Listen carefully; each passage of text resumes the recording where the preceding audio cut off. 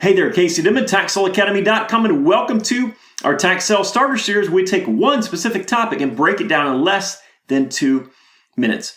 All right, today, what is a tax deed?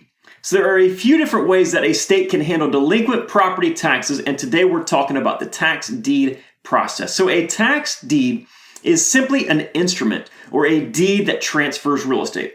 So what's important is the tax deed process, the process itself. With the tax deed process or the tax deed system, the delinquent taxpayer has obviously failed to pay their taxes on time. That's how this process and every other tax sale process begins. But when you're talking about the tax deed process, what happens is the county will notice that property is late. They will flag it as being late. And they'll start charging them some late fees and maybe some interest that's payable to the county.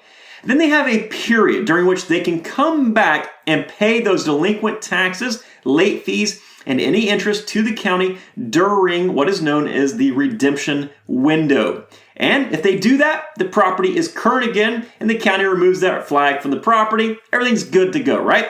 But after a set period of time, which could be 2, 3, 4 years, the county is then forced to foreclose on that property according to the tax foreclosure laws in that state.